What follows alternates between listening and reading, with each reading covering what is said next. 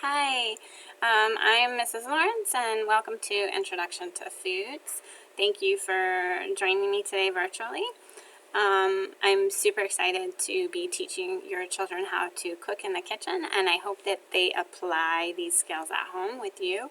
Anytime that you can either have them helping you in the kitchen as you cook, or let them practice what they make and repeat the recipe at home, that would be wonderful. The more practice they get, the better they get in the kitchen. So not only is this course about cooking, this course is also about nutrition. And so they're learning all about the nutrients that we need to be healthy and making wise choices when it comes to eating. So they start out with really a lot of basic information about things you probably already know. How to read a recipe, how to correctly measure to make sure that your product comes out correctly, common abbreviations and equivalents. They learn all about food safety and how to clean in the kitchen, which looks a little bit different this year because of COVID.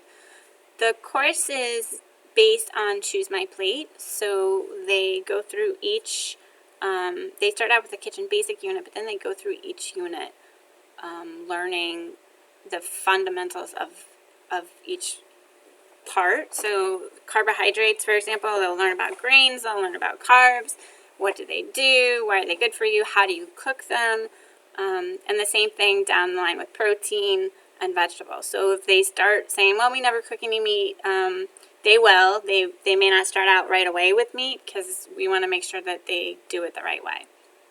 They've already made a stir fry, and they've made pasta primavera in addition to a couple other recipes, so I think they're on the right start. They have food labs this year. They're a little bit different than normal. They would normally work in a group of 3 to 4 students, but this year they're doing it solo to make sure that they have maintained safe distance. They have to wear their masks while they cook. They also have to wear gloves, and then all the normal things like hand washing, your hair tied back, closed-toed shoes. They are pretty good about being sure to clean, but I double clean. And then we also use sanitation spray and a dip for all of the tools that they use to make sure that everything is super, super clean. And that's what they would do normally in the culinary kitchen anyway. So it's prepping them for future of either cooking or, knowing how to make sure that things are super clean. They have a final exam. It happens at the end of the course. The course is only 1 semester long.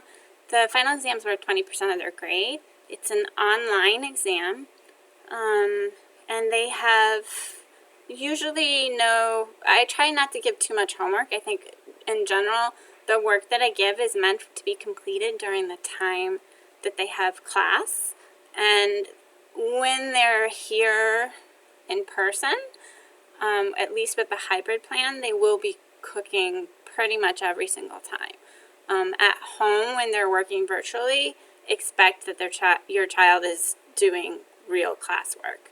There may be, if for some reason we had to go full virtual, your student would be watching some video that would relate to what they would have been creating, and they would be answering questions related to the video in addition to the other work that they have. But the goal is that they're cooking at home. I can't make you make your child cook at home, but that's the goal. The more practice they get, the better that they'll get. So I'm glad that you checked in today with me, and I hope you have a wonderful time tonight at Open House. And hopefully I'll get to meet you all in person soon. Bye-bye.